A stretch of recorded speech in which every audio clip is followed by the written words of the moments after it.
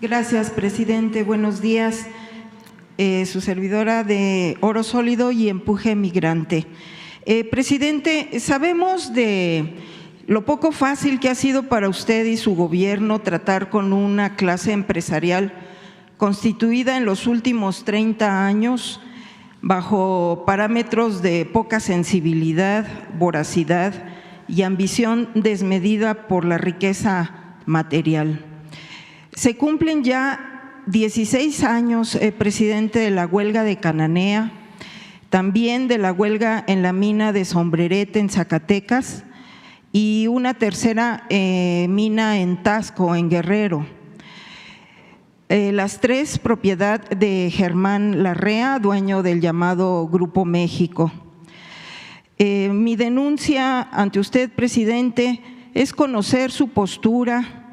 Es que actualmente las condiciones laborales de los miles de mineros que laboran en estas tres minas de manera fraudulenta, ilícita, porque ilegalmente le dieron la autorización a Germán Larrea para que trabajaran, pues las condiciones de estos hombres son peores de las que tenían los que están ahorita en huelga. Contrataron, presidente, a cientos de hombres muy humildes de las zonas más pobres del país e incluso tienen trabajando a cientos de mineros de origen centroamericano, salvadoreños y guatemaltecos, entre otros, bajo condiciones, pues no le podemos decir esclavitud, pero sí muy, muy malas. Incluso, presidente, seguramente usted sabe, ha habido más de 100 muertos porque estos hombres que llevaron para sabotear la huelga, pues no tienen las habilidades para llevar a cabo estas actividades y se registran más de 100 muertes. Ante estas tres huelgas, ahora también, antes trabajaban 8 horas, ahorita los están obligando a trabajar 14 horas y obviamente con salarios muy, muy bajos. Y pues paralelamente, presidente, pues está todo el deterioro que se está llevando en el medio ambiente y sobre todo pues la salud de los habitantes de la zona. Presidente, estamos conscientes que uno de los reiterados argumentos que esta clase empresarial le dan a usted y a su equipo de trabajo es que ellos generan empleos. Lo sabemos, usted lo ha comentado aquí en la mañanera. Argumentan que le dan de comer a miles de familias, pero no reconocen las pésimas condiciones laborales y de seguridad que mantienen a sus trabajadores, presidente. Nada, pero nada justifica estas condiciones laborales y el deterioro de este tejido social. Es una rendición indigna ante las condiciones laborales, inmoral, impropias y deshumanizadas completamente. Germán Larrea, presidente, es dueño de Grupo México, es dueño de fundidoras, refinerías, de materiales preciosos, de Ferromex, es dueño de Cinemex, dueño de concesiones de carreteras, dueño de grupos aeroportuarios del Pacífico, además tiene las concesiones de puertos en Guaymas y otros destinos. Y bueno, aseguran los mineros, presidente, que ellos han buscado información acerca de esta concesión específicamente de Cananea y no encuentran si verdaderamente el señor pagó por esa concesión. Dicen que detrás de todo esto pues está Carlos Salinas de Gortari. ¿Cómo podremos darle respuesta a estos trabajadores, presidente? Ahorita están aquí afuera, una representación. La semana pasada estuvieron viniendo diario, tanto de Zacatecas, que ya intervino el gobierno de Estados Unidos, usted debe de tener esta información, y están pidiendo, pues incluso desde el viernes ya le están pidiendo pago de impuestos o cuota extra de Estados Unidos por parte de sus materiales a Germán Larrea, o sea, ya está habiendo consecuencias y penalizaciones. Eso sería una primera parte, presidente, pero en este mismo tema, una segunda parte. Usted se va en unos meses, presidente, y estos empresarios tienen décadas, años operando bajo estas inmorales e impropias condiciones en contra de miles de hermanos mexicanos trabajadores. Estos empresarios, presidente, han sido solapados y protegidos por políticos corruptos, poderes del Estado y medios de comunicación, como usted bien lo ha dicho infinidad de veces, que saben y conocen perfectamente más que una servidora de estos abusos y que pues han sido cómplices también de estos empresarios. Pero también, presidente, no nada más es Germán Larrea. Estos empresarios, además de ser indefendibles, pues es un modus operandi de ellos.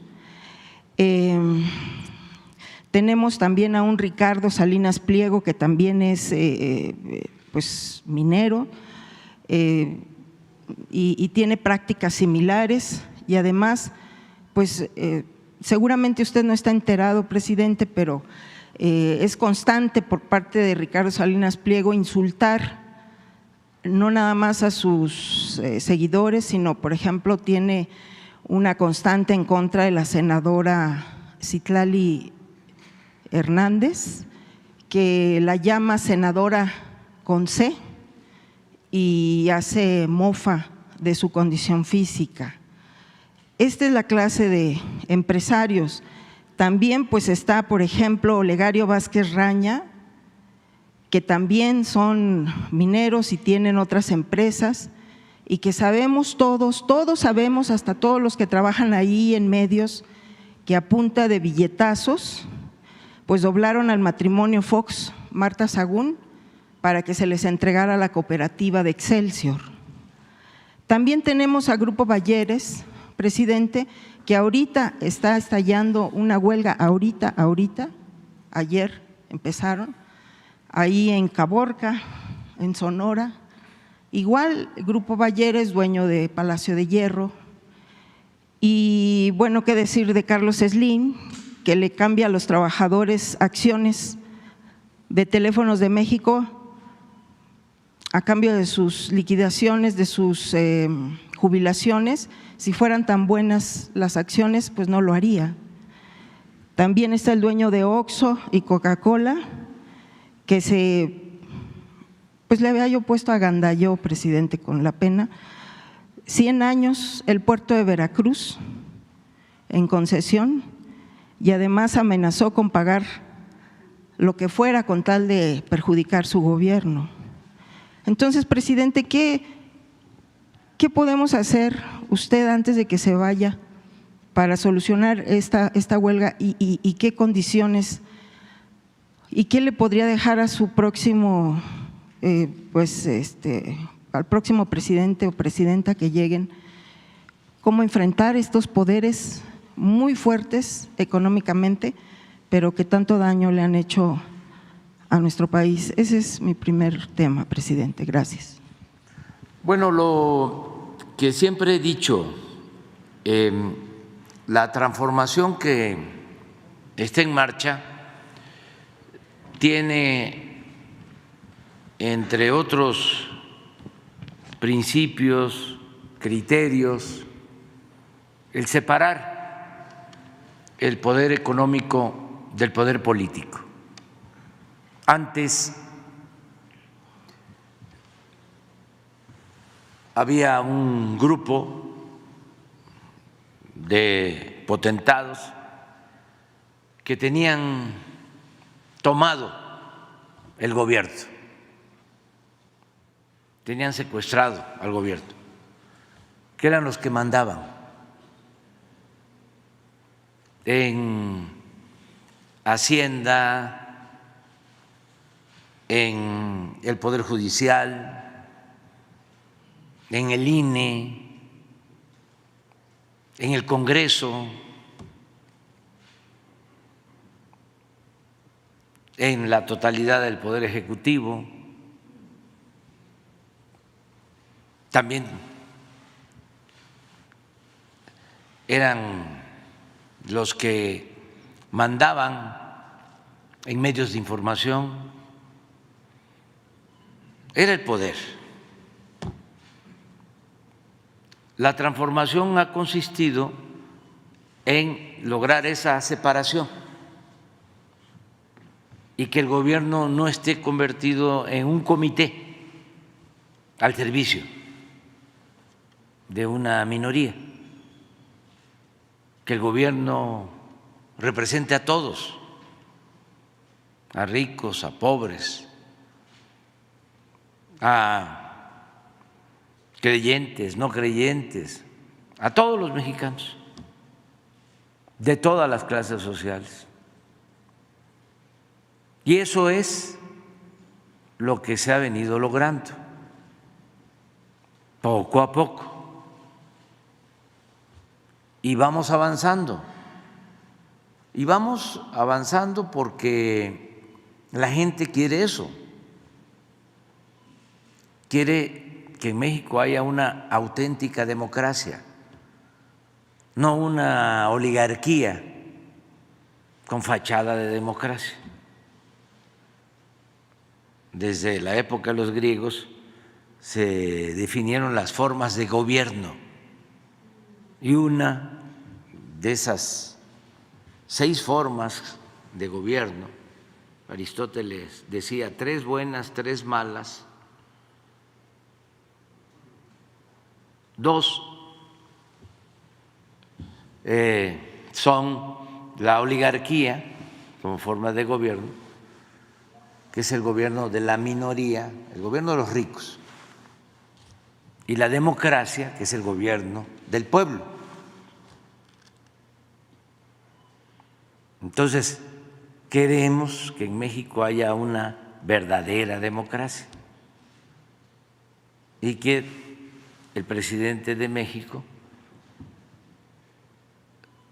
tenga solo como amo al pueblo de México, que no sea un empleado, un títere, un pelele de los potentados, de una minoría. Ese es el proceso que está en marcha y vamos avanzando.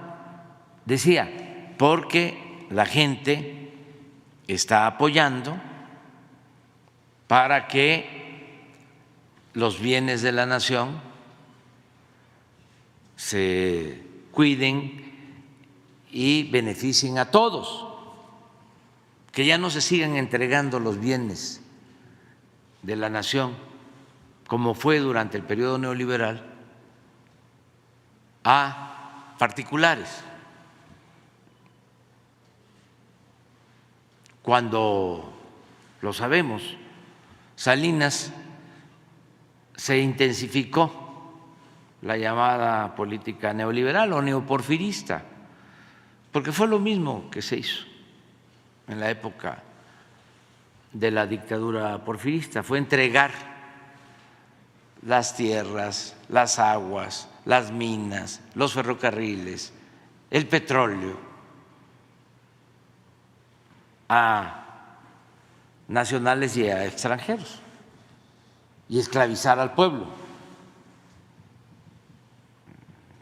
y suspender por completo las libertades. Entonces, cuando hablan de neoliberalismo, pues nosotros decimos es neoporfirismo, es lo que ya se padeció en México y demostró que no funciona porque no puede haber estabilidad política, no puede haber paz social cuando se beneficia nada más a una minoría. Incluso los trabajadores, presidente. Por ejemplo, en el caso del porfiriato, ese modelo desembocó en la revolución.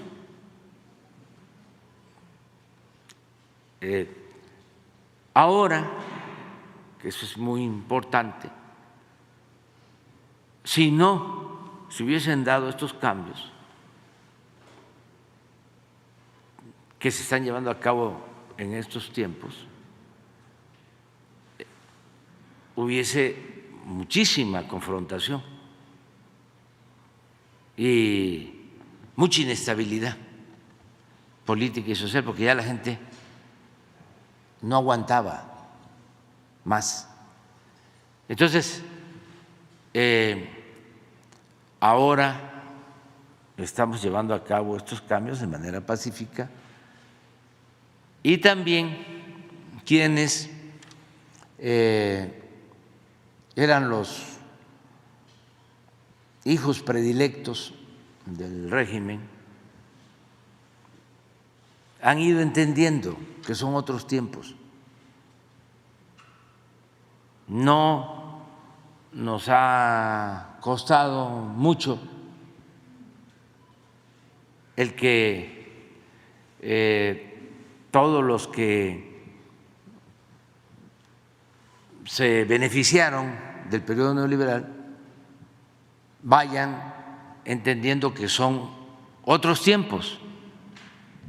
En el caso, por ejemplo, que tú planteas, lo de Germán Larrea, sí, ya conocemos todos la historia, cómo inicia precisamente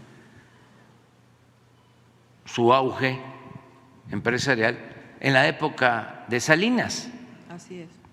Porque Salinas es el que constituye lo que llegaron a denominar en su momento el grupo compacto, que podría decirse la nueva oligarquía. Salinas es el que entrega la mina de Cananea a el papá de Germán Larrea. Supuestamente, sí. Y ¿en qué condiciones? Bueno, hay estudios de que tenía un valor la mina, había incluso un avalúo de Nacional Financiera y se vendió por abajo de ese avalúo. Y así en otros casos. En un año privatizaron como 20 bancos, entregaron empresas públicas. Bueno, fue la gran piñata y esa política de Salinas la continuó Zedillo, pues fue el que entregó los ferrocarriles nacionales y rescató a los banqueros que habían obtenido en el sexenio anterior los bancos públicos al fracasar, porque muchos ni tenían conocimiento de cómo manejar un banco, pero eran gente cercanas. Los más compenetrados con la cuestión financiera habían estado como dueños de casas de bolsa, pero son negocios completamente distintos, y todavía con Zedillo se les rescata a todos esos bancos. O sea, primero se les entrega, los quiebran y surge el FOBAPROA para rescatarlos.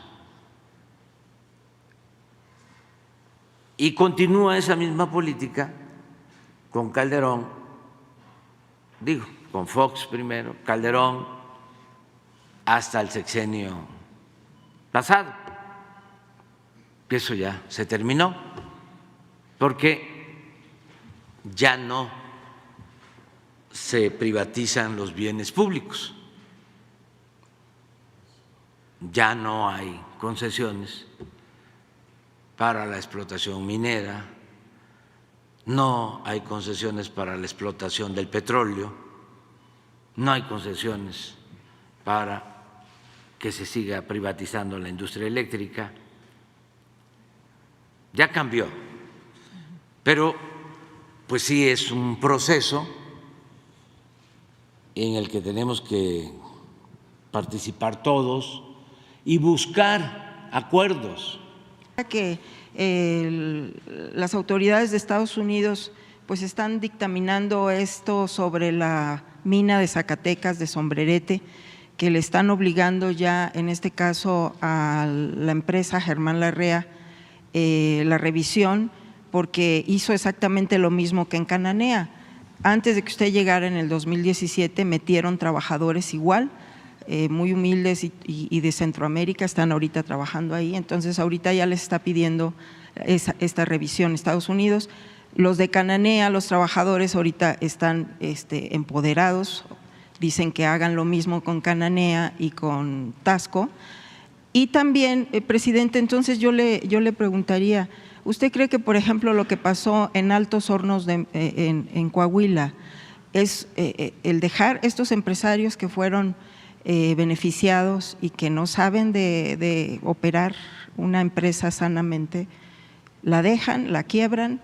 Entonces ahora dicen los trabajadores, los mineros de Cananea, ¿qué posibilidades habría entonces de que también ellos pueden operar la mina?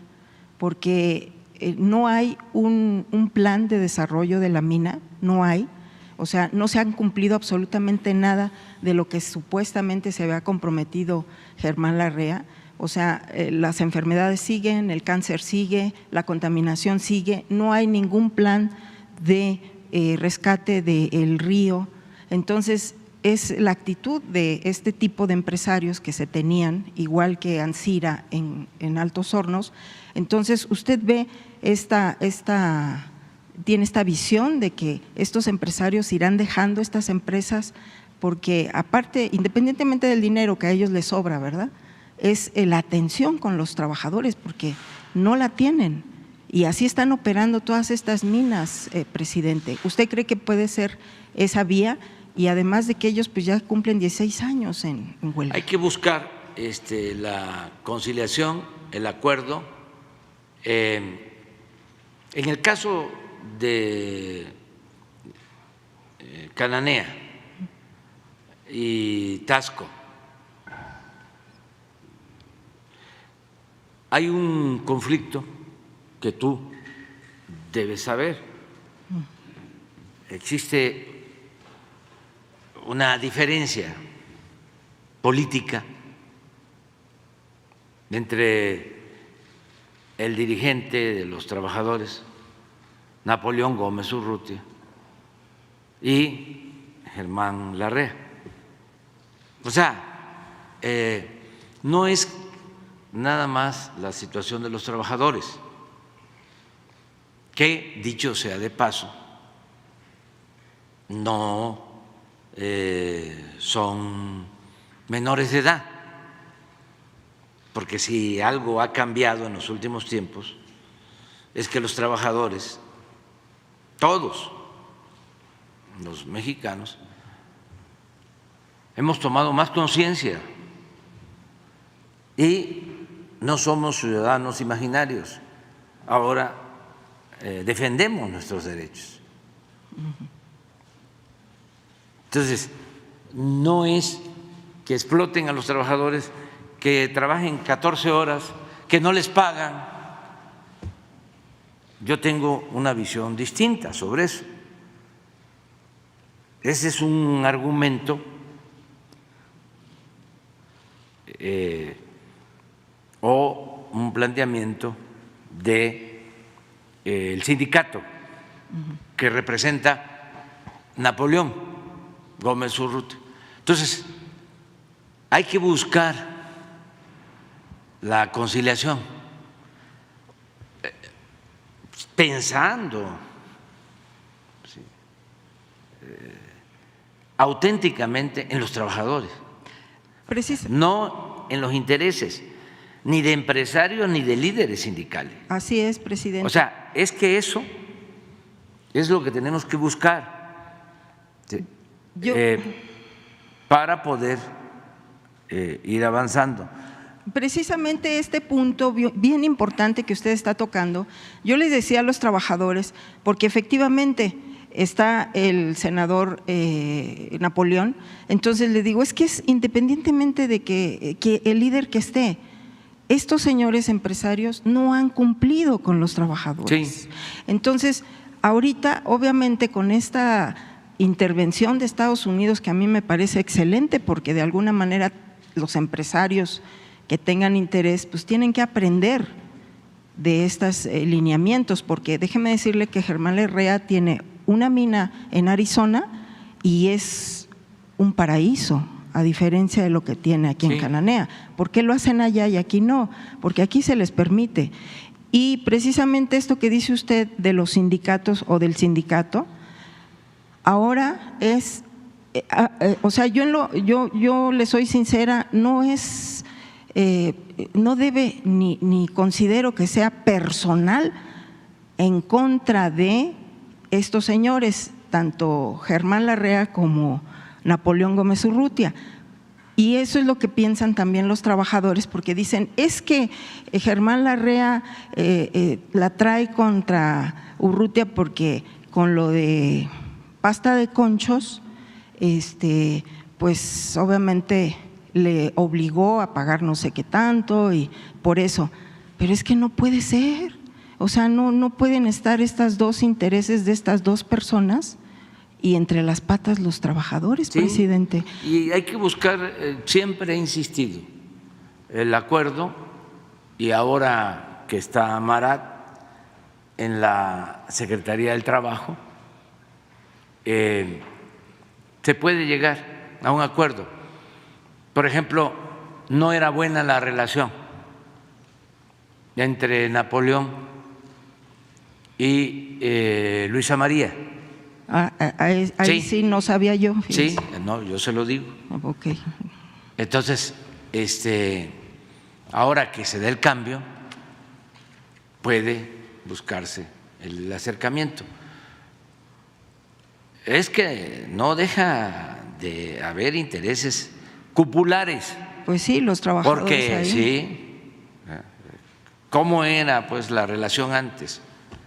Los líderes sindicales y los políticos convivían en hermandad, comían en el mismo plato con los empresarios.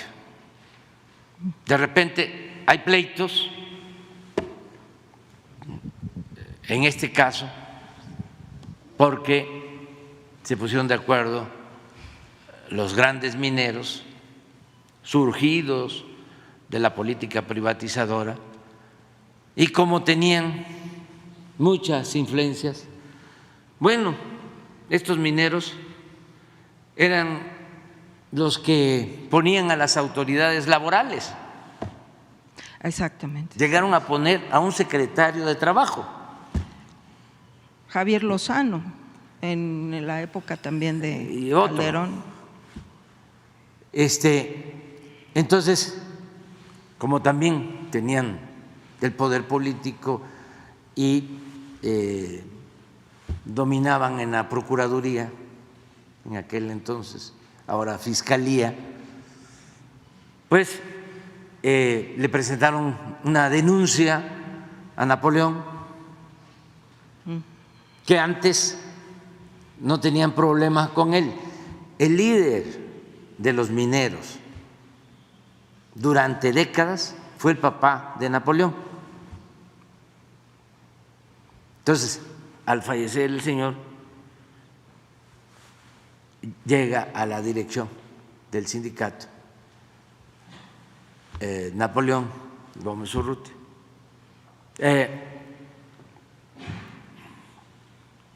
Con el papá, decían los mineros, seguramente el señor Larrea, lo escuché del finado Balleres, de que se entendían muy bien, que no había problema. Sin embargo, cuando asume la dirección del sindicato Napoleón, por razones que no conozco, o por sus posturas, ¿no? De defensa de los trabajadores, ¿sí? O sea, no quiero juzgar en nada. Empieza a tener problemas con ellos y entonces le inventan una serie de delitos, le inventan de que se había quedado con un porcentaje cuando la liquidación de la mina de Cananea. De pasta de concho, ¿sí? O de pasta de concho. Y se tiene que ir al exilio. Se va a Canadá. Yo hago una gira en campaña. Desde siempre estuve defendiendo a los mineros y sí, ellos lo recuerdan. A Napoleón, porque me pareció, entre otras cosas, un acto de prepotencia, ¿no? ¿Cómo? A ver, tú no te alineas si nosotros somos los que mandamos. Destierro, como en el Porfiriato, ¿no? Encierro, entierro o destierro. Eso nunca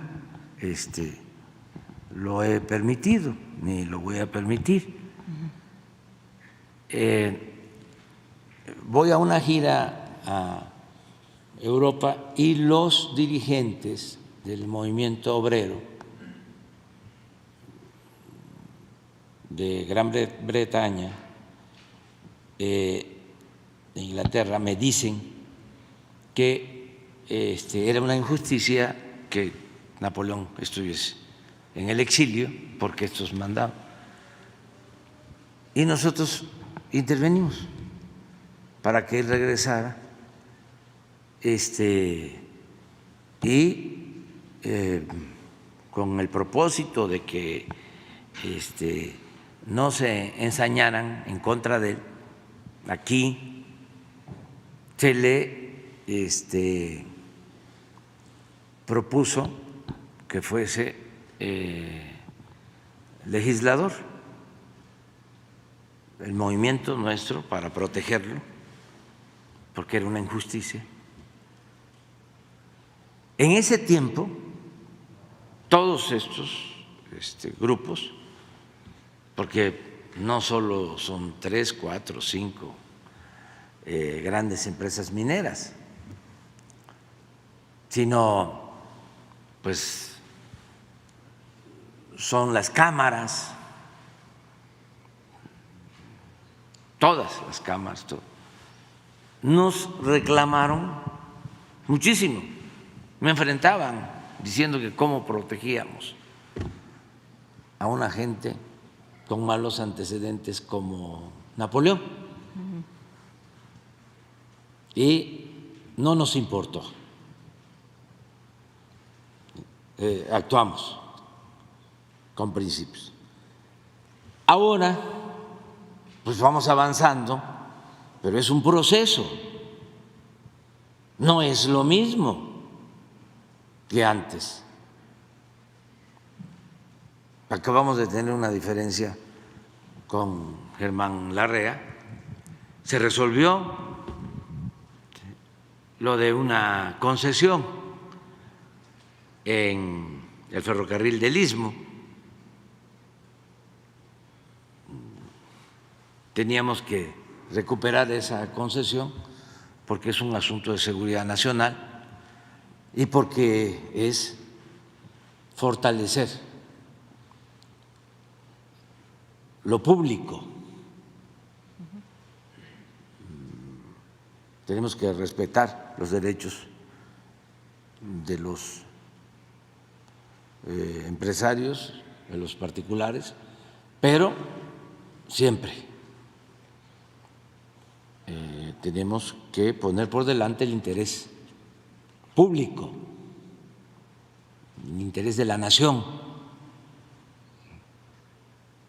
por legítimo que sea el interés particular, siempre tiene que estar por delante el interés de todos los mexicanos, el interés público. Entonces, ya se arregló y desde luego, pues quisieran dirigentes y también los trabajadores, pero dirigentes agraviados. Es como lo que ayer me planteaban, ponga una mesa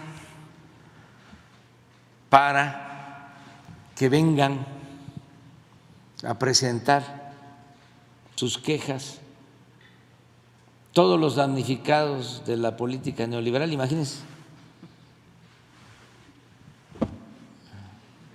¿Cuántos afectados? Millones.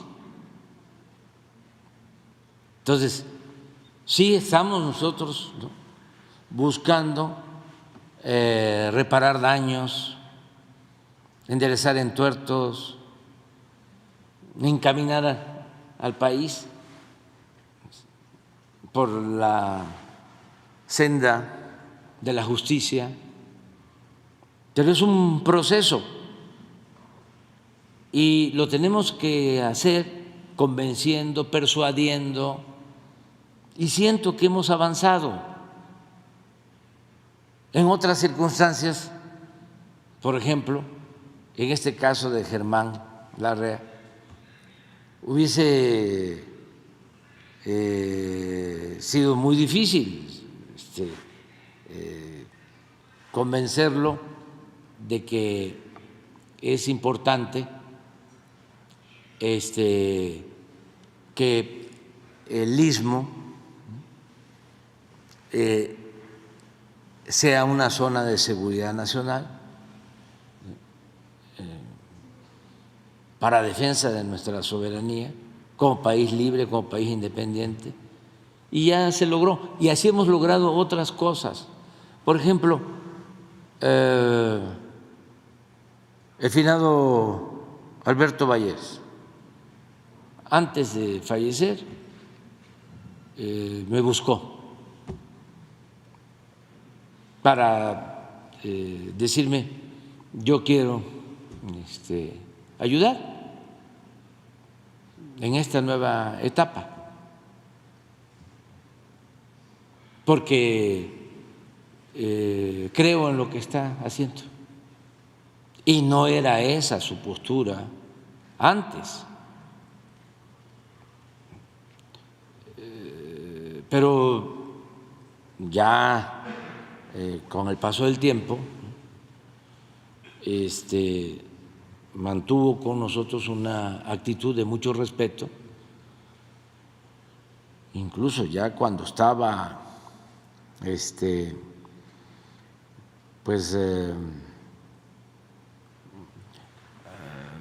más enfermo, me vino a ver para decirme que iba a llevar a cabo la entrega de sus empresas y que en los consejos de administración de sus empresas iba a quedar su hijo, Alejandro,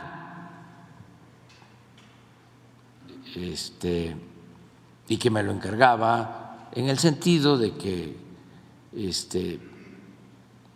pues que quería que se mantuviesen sus empresas, que no fracasaran.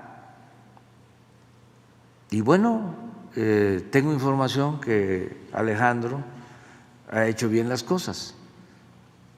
Pues y así les puedo hablar de Slim, que ha actuado de manera institucional. Y si lo queremos ver, ¿no?, con mucha objetividad, pues si son otras circunstancias, si ya no se permiten abusos, contratos leoninos, si no se permite corrupción, pues entonces todo mundo se autolimita. Pero si en el gobierno se da motivo, se abren las puertas a la corrupción, como sucedía, pues entonces impera la ambición, se despierta el apetito. Pero si se dice ya no es así, ahora hay que pagarle buenos sueldos a los trabajadores, ahora hay que hacer realidad el reparto de utilidades, como está sucediendo, por ejemplo, en el caso de la minería. Pregúntele a un trabajador minero hoy cuánto están recibiendo de reparto de utilidades que no recibían antes.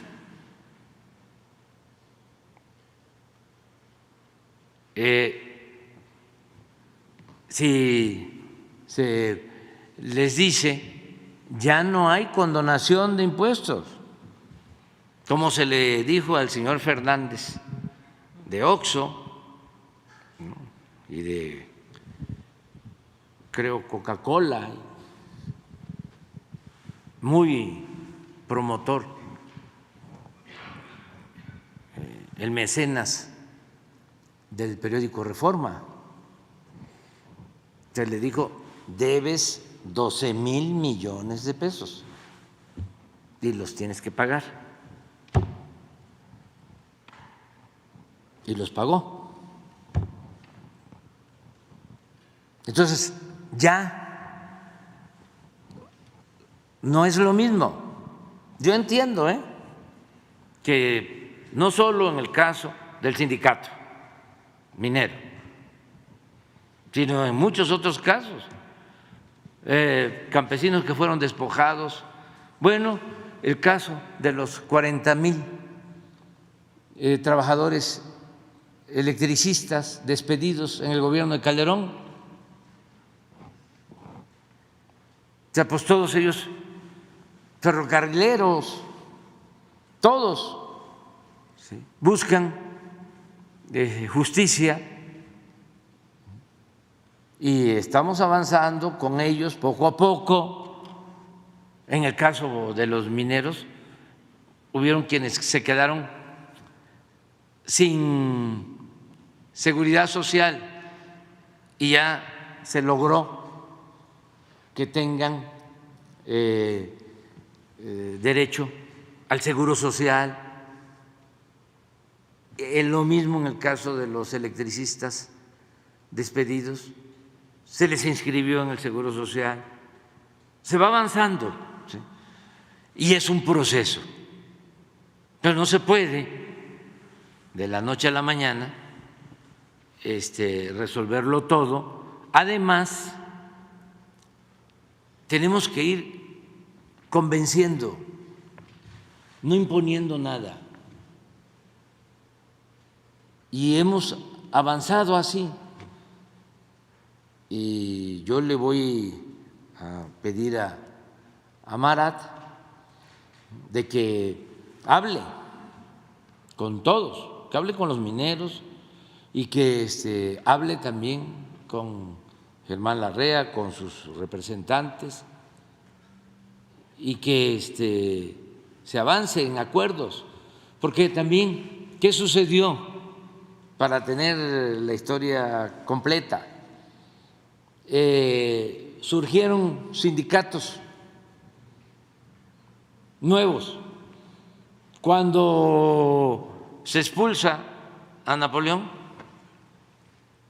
las empresas fomentan nuevos sindicatos para quedarse con los contratos colectivos.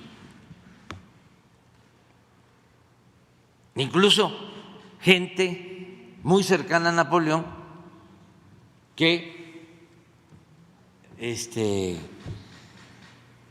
hace a un lado y se va del lado de las empresas. Entonces, legalmente ya hay contratos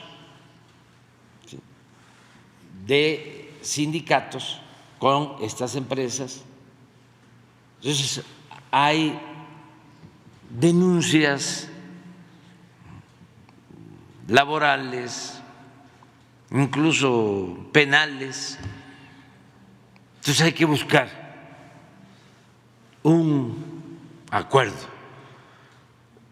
porque no se puede de ninguna manera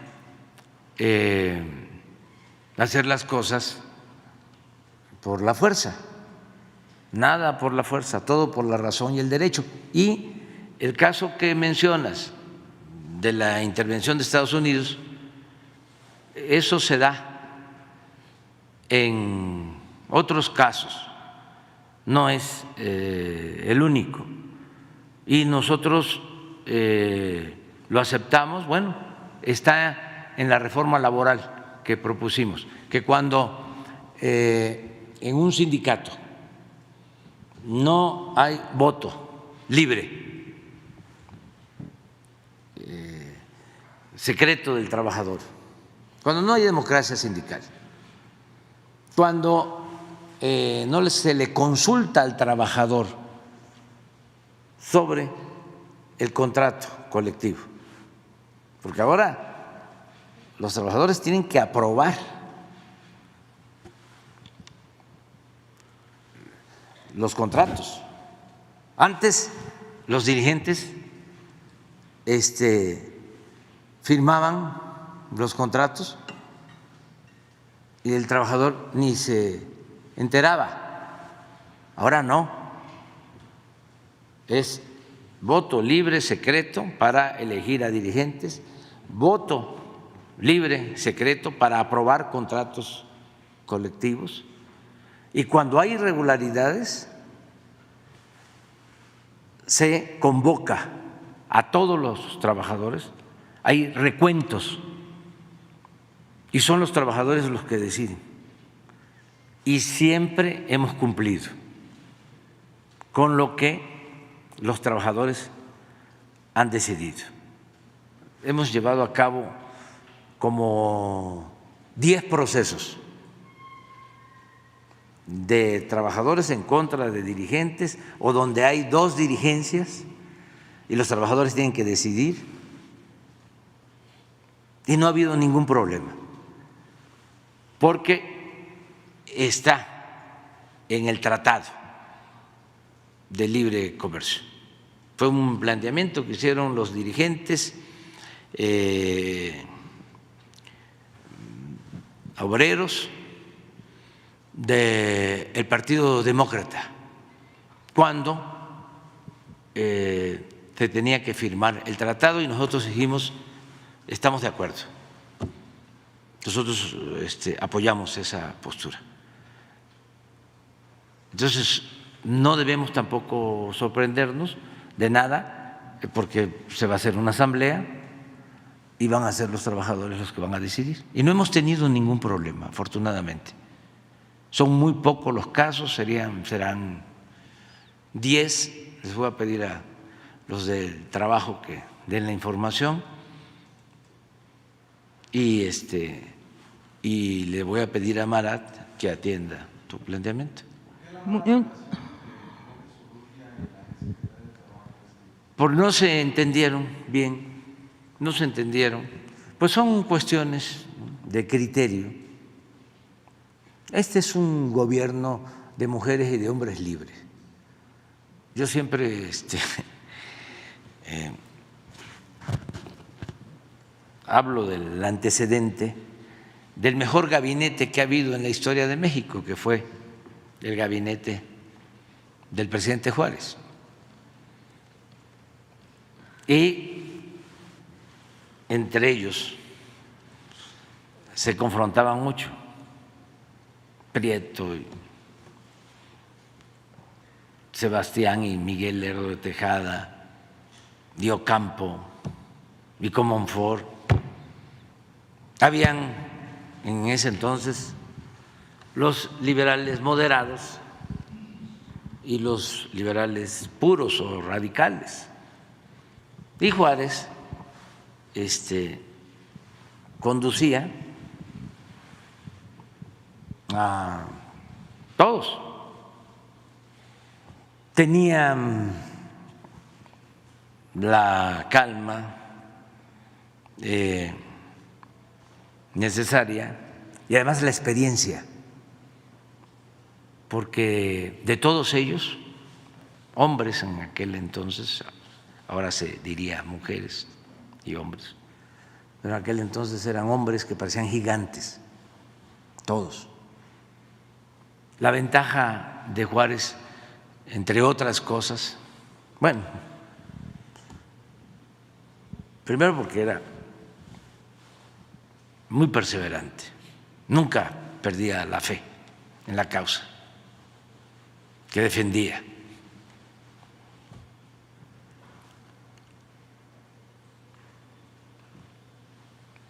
Y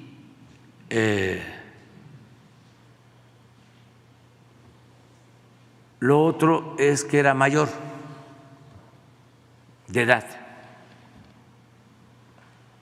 que todo el grupo y tenía pues mucha experiencia política. Había trabajado en Oaxaca desde joven, había sido legislador, gobernador de Oaxaca.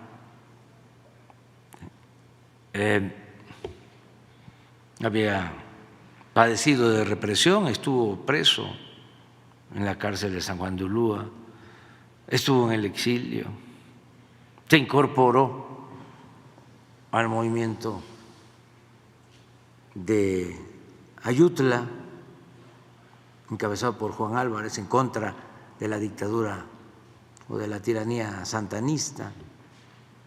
Entonces, venía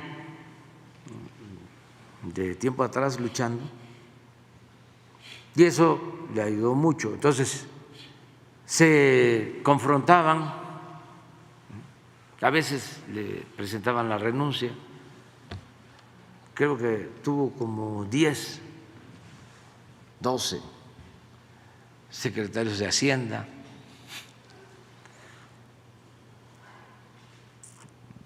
Decía Comonfort que iba a resolver los problemas con apretones de mano porque era conciliador. Tan es así que se aplicó él mismo un golpe de Estado. Después se arrepintió y fue asesinado por una gavilla de conservadores, como también lo fue Ocampo, que le contestaba: usted quiere resolver los problemas de México con apretones de mano, y yo pienso que los problemas de México solo se van a resolver con apretones de pescuezo. También a Ocampo, que era el principal asesor del presidente Juárez, brillante, que decía: me quiebro pero no me doblo. Y hay quienes dicen que es al revés, no, es que se puede uno quebrar pero no hay que doblarse. pues también a él lo asesinaron, una gavilla de conservadores. O sea, por eso lo mejor es la unidad.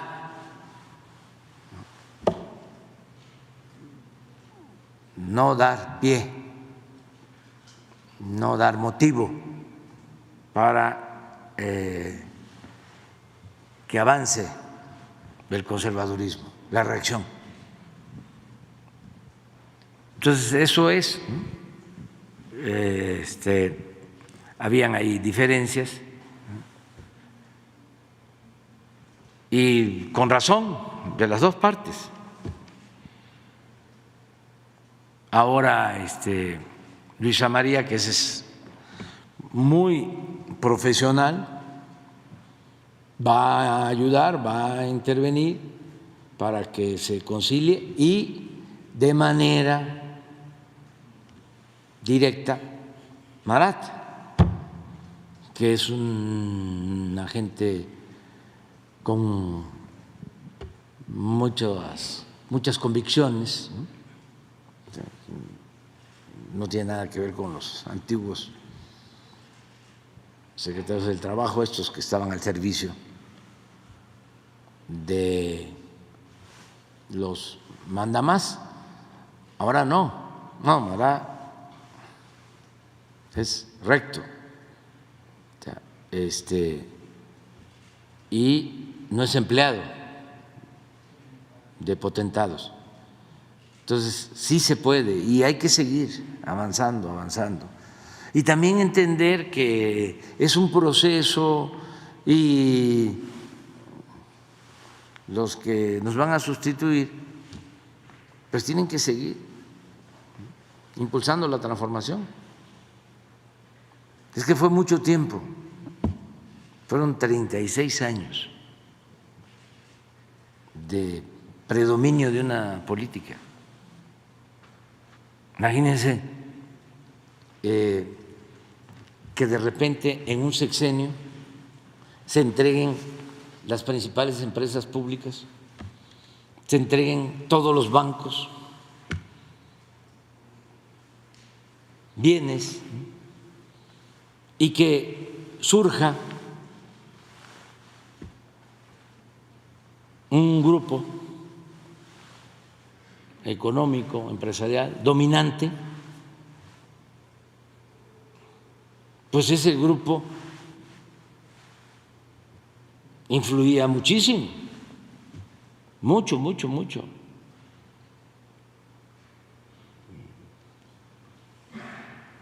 Nos robaron la presidencia en el 2006,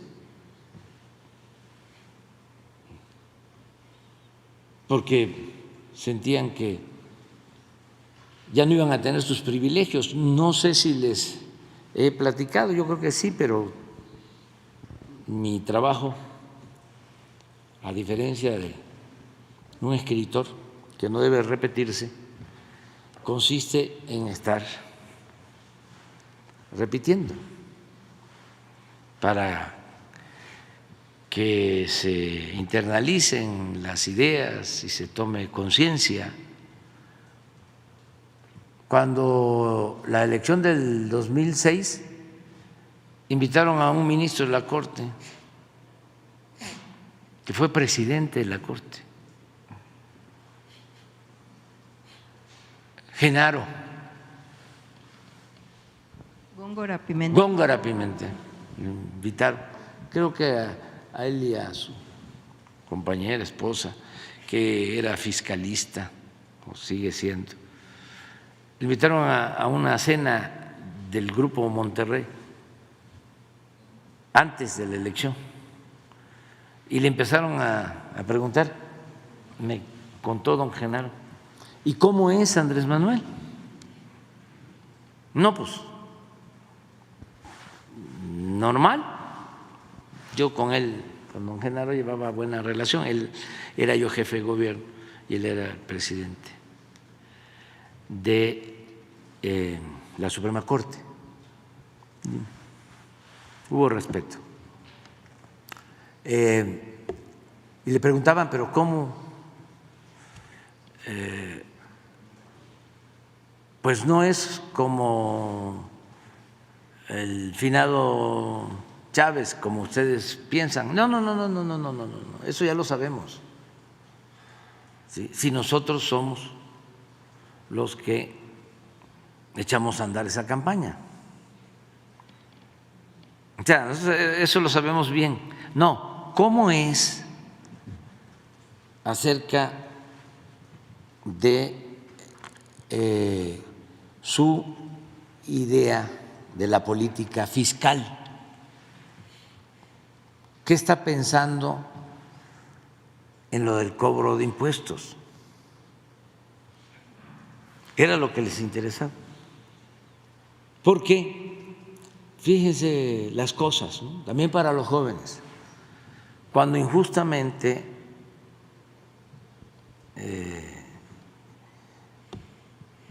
indebidamente, inhumanamente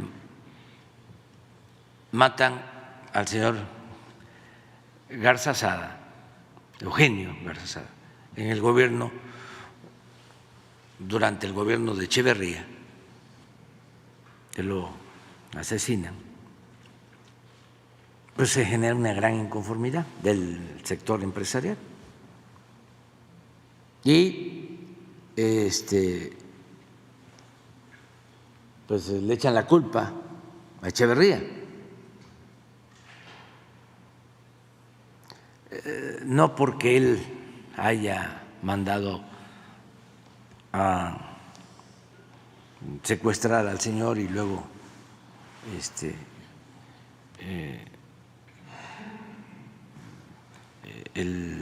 su asesinato, sino porque se decía que había un ambiente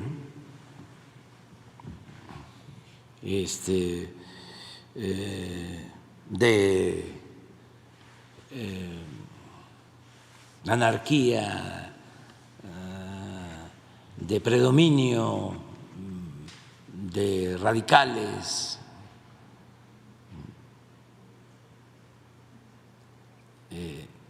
que se fomentaba eso, ¿no?, en el gobierno. Y lo maltrataron al presidente.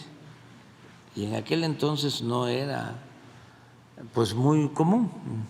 Ahora pues ya se volvió deporte nacional, ¿no?, cuestionar al presidente. Pero antes, aún así, le reclamaron fuerte. Y él, para congraciarse con los empresarios, creó un sistema fiscal conocido como de consolidación fiscal, que era realmente un mecanismo para que no pagaran impuestos, porque la consolidación fiscal consistía en que había una empresa que ganaba dinero y tenía utilidades,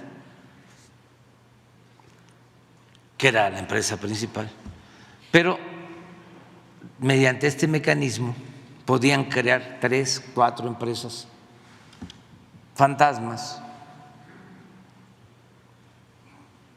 así como lo de las factureras. Y en esas empresas perdían. Entonces, en el balance, la utilidad se repartía y como perdían 4 y ganaba 1, pues no había utilidad.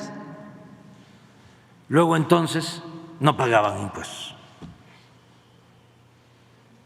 Ese mecanismo de consolidación fiscal se mantuvo hasta el gobierno anterior. Entonces, eso era lo que les importaba cuando fueron las elecciones del 2006, si yo iba a mantener o no ese mecanismo.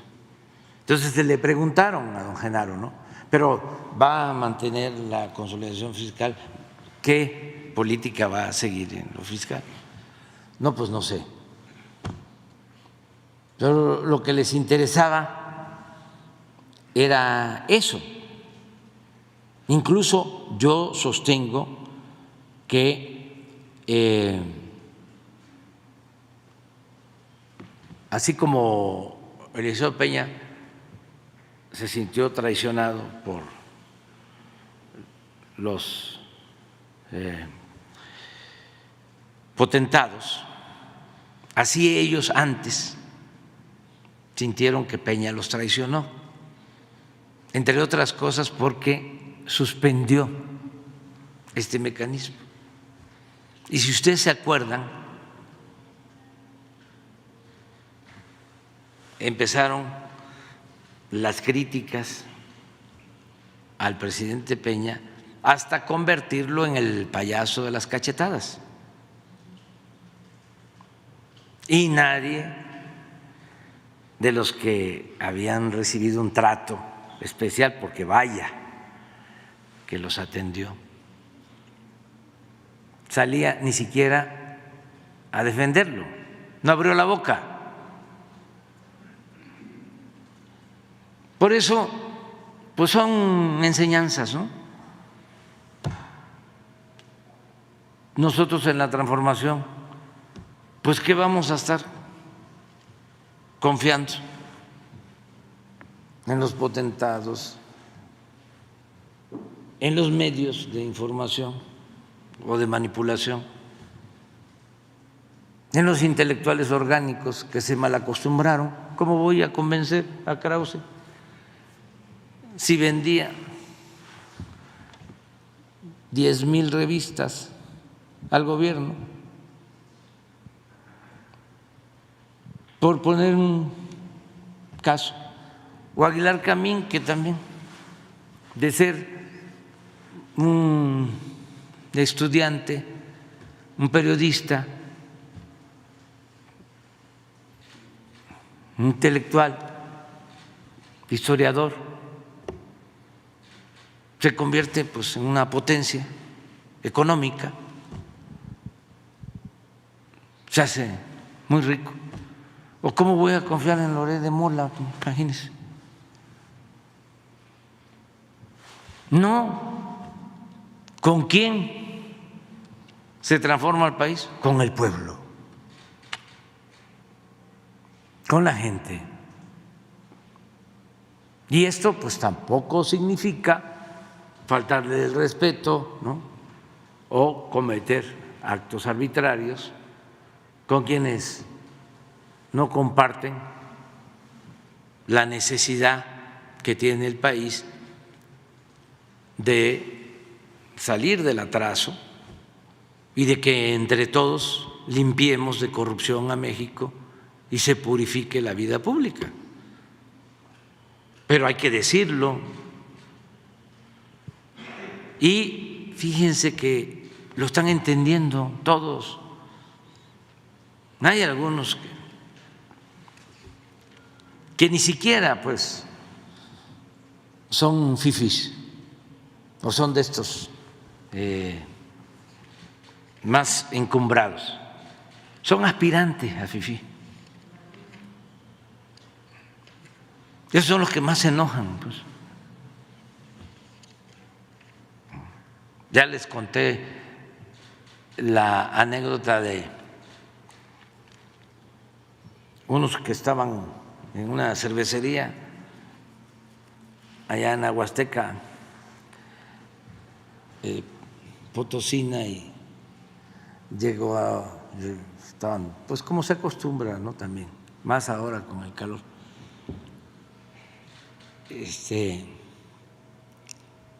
querían allá refrescarse y a platicar. Y entonces llegaron pues los más ricos del pueblo, ¿no? De ahí del municipio, y habían otros pues que siempre existen en los pueblos, ¿no? Más rebeldes. Y uno empezó a decir que vayan, ¿no?, lejos, que se vayan al carajo, ¿no? Pero los ricos,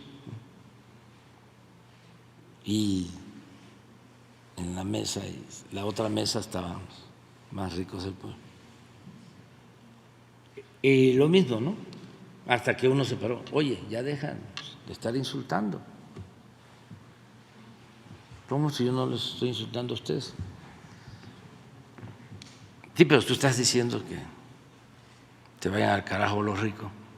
No, yo estoy pensando en los ricos. Ustedes ya les mencionó, ¿no? ¿Quiénes? No, ustedes no. No se sientan ustedes aludidos. No es a ustedes, pero así sucede, pues. Arriba se entiende mejor, ¿no? Pues,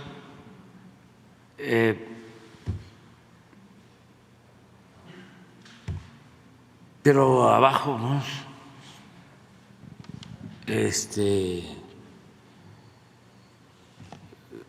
se ofenden mucho. Sí, es un asunto de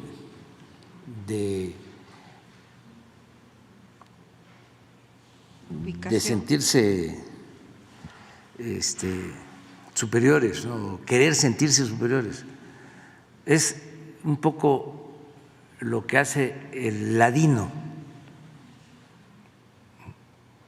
que viene de abajo y se vuelve clasista. Sí, ya él no es como los demás. Por eso el racismo, ¿no?, por eso el clasismo, la discriminación. Todo esto que sale ahora, ¿no?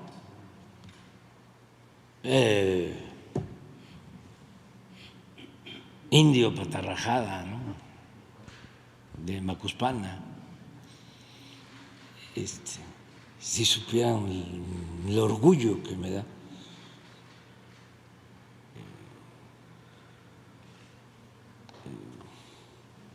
Ojalá, y por eso está Diego aquí, siempre, y va a estar, porque los tenemos que convencer de que en México florecieron grandes civilizaciones que no nos trajeron la civilización de Europa, que muchísimo antes que llegaran los europeos ya teníamos civilizaciones que conocían de astronomía, de matemática, que conocían sobre la arquitectura. Imagínense un templo maya, un arco falso. A ver, ¿en dónde?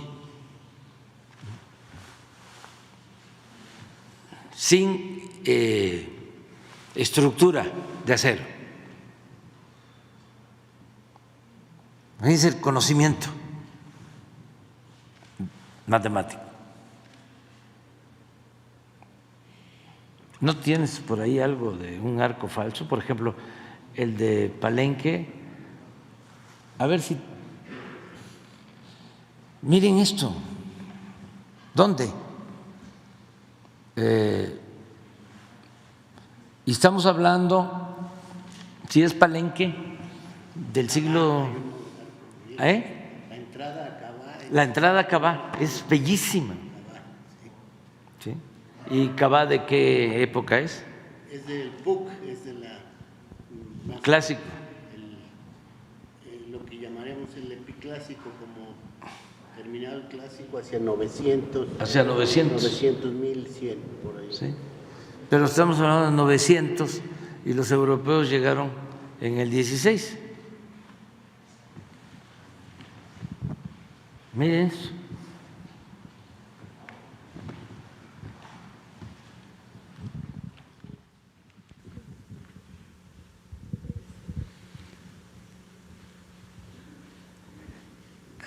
Del 900, o sea, estamos hablando de cuántos años antes, cuántos siglos antes de la llegada de los europeos. 7 siglos antes. Bueno, son 7 siglos, es como si contáramos desde la llegada de los mexicas hasta nuestros días, porque la llegada de los europeos tiene 5 siglos, ¿no? 500 años. Miren eso. Entonces, tenemos que revalorar lo nuestro. ¿Y por qué nos negaron esta civilización? Y nos hicieron renunciar a ella.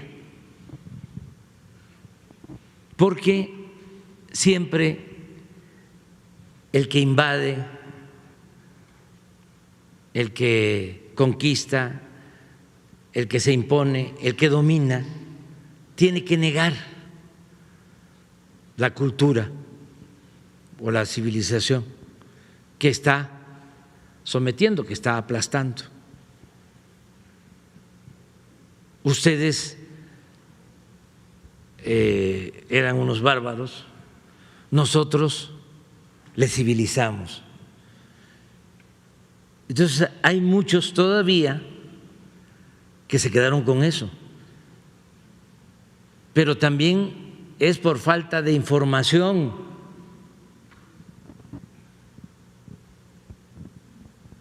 Porque esto o no lo saben o no lo han internalizado. A veces ni siquiera los que tienen posgrado.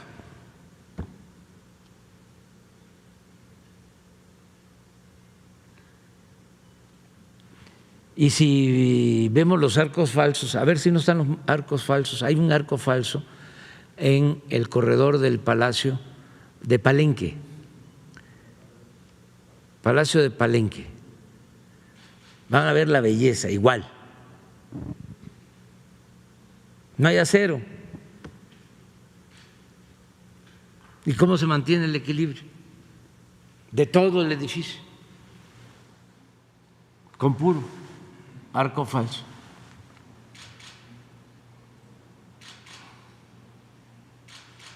A ver si lo encontramos. Hay uno bellísimo.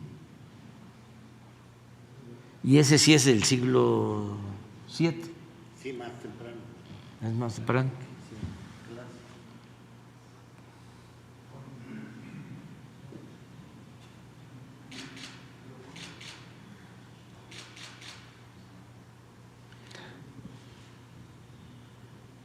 Pero además no solo es esto, ¿no?, sino esto es lo que nos distingue.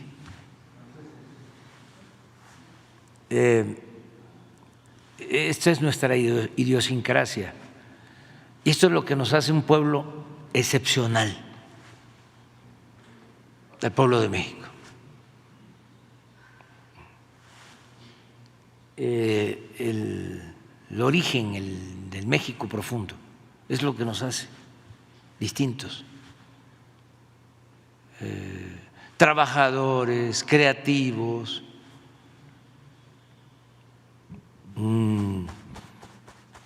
de buen corazón, solidarios.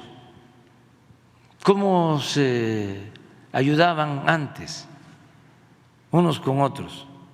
Alguien iba a construir su casa y acudían todos a ayudarle. Existía la ayuda mutua, la mano, y siempre así. No el individualismo, no el que cada quien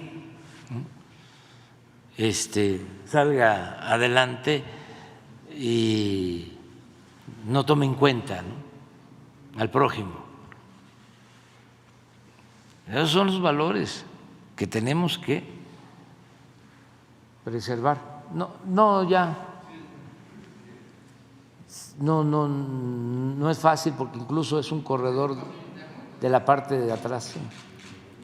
Pero bueno, adelante, vamos con… Sí. Aquí está, mire. Mire esto. Pero es que hay uno ahí. Es este. Otra pregunta.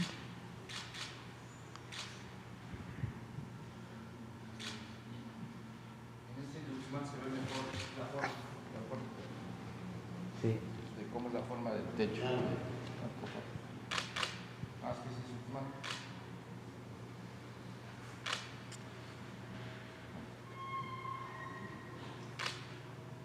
Pero hay uno muy oriental que está así y así, en Palenque, que es bellísimo. Bueno, vámonos. Presidente, tengo otro tema sobre la Corte, sobre la Suprema Corte de Justicia. Quería yo saber su punto de vista, presidente, porque pues no ha habido una disculpa o un posicionamiento por parte ni de los que votaron en contra de la reforma electoral y ahora los ministros que pretenden negar y cancelar el Plan B en relación al voto migrante, presidente. Se hicieron foros en la Cámara de Senadores, se hicieron foros en la Cámara de Diputados, se entrevistó a casi 30 legisladores, todos coincidieron de todos los partidos políticos para permitirle a los hermanos migrantes el voto migrante. Usted lo puso en esta reforma, lo puso en el Plan B, se les autorizaba, se les permitía votar a través del pasaporte y a través de la credencial consular, y no ha habido ningún posicionamiento ni por los partidos políticos de decir, oigan, hermanos migrantes, eso lo vamos a autorizar o lo vamos a ver más adelante. No ha habido absolutamente nada y por parte de la Suprema Corte tampoco, ningún posicionamiento. Entonces, ¿qué le podemos decir, presidente, en relación a esto a nuestros hermanos migrantes que están muy atentos y también están preguntando que por qué no se les va a considerar en esto de las encuestas? ¿Y usted qué opina pues de esta cancelación del Plan B que se pretende ahora? Gracias. Bueno, en el caso del voto de migrantes, de nuestros paisanos, fue un tema que le traté al Consejo del INE. Hace poco nos reunimos y les planteé que se buscara la forma de facilitar la participación de los migrantes,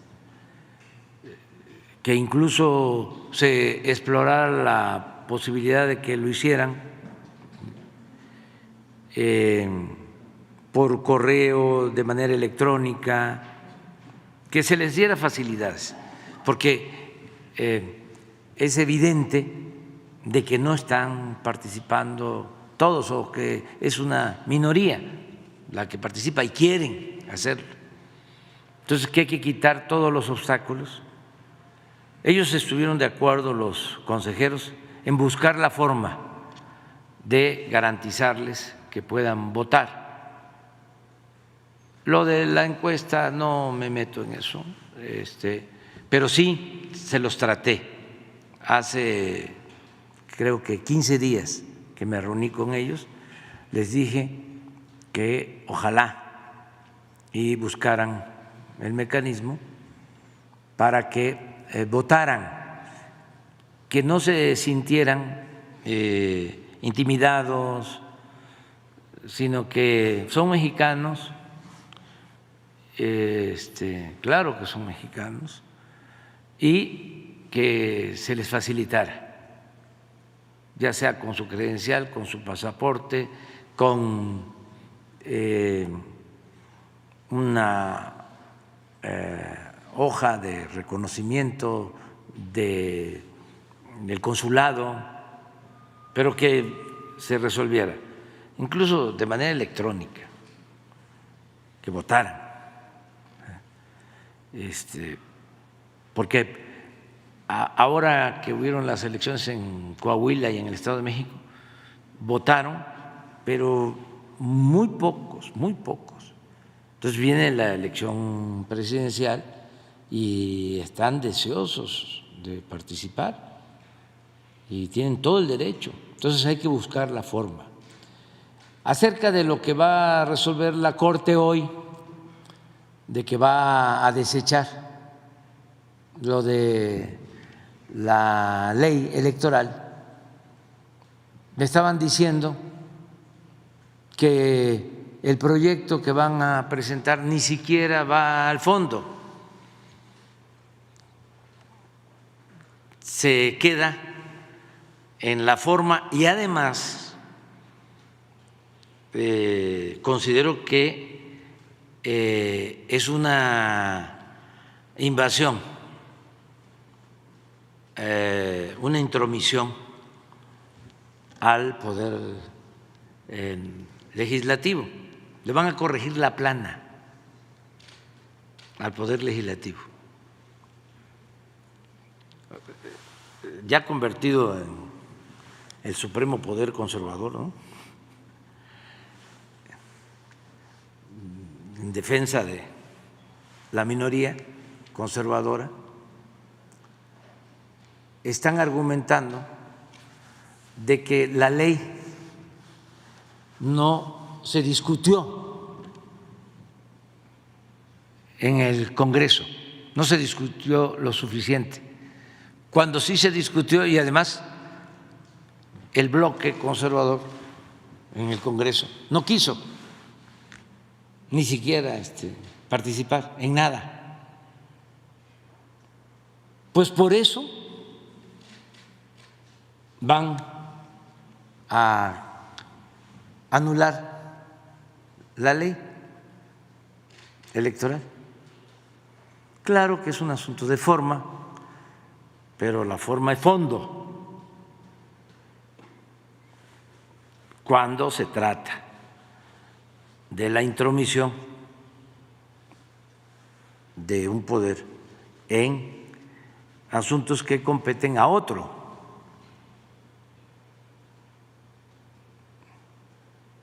Entonces, pues todas las leyes que se aprueben, si se impugnan porque no se discutieron bien, aunque exista un reglamento en el Congreso y se apegue ese reglamento, los del Supremo Poder Conservador anulan las leyes. Por eso pienso que es importantísimo que se elijan a los integrantes del Poder Judicial, como se elige al presidente, como se elige a los diputados, como se elige a los senadores, que sea el pueblo que los elija,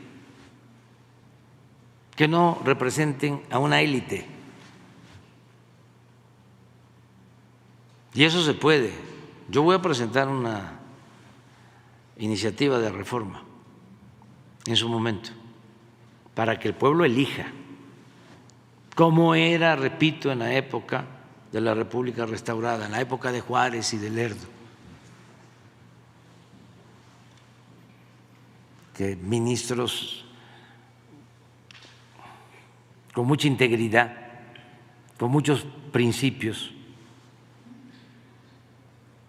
muy representantes de los intereses del pueblo, eran los que conformaban el Poder Judicial. No empleados, ¿no?, de grupos de intereses creados. Y que el pueblo no sabe de esto. ¿Cómo no? Sabe más que lo que se piensa. ¿Cómo no van a saber los mexicanos? Sí, son mayores de edad y están muy conscientes de quién sí puede impartir justicia y quién no.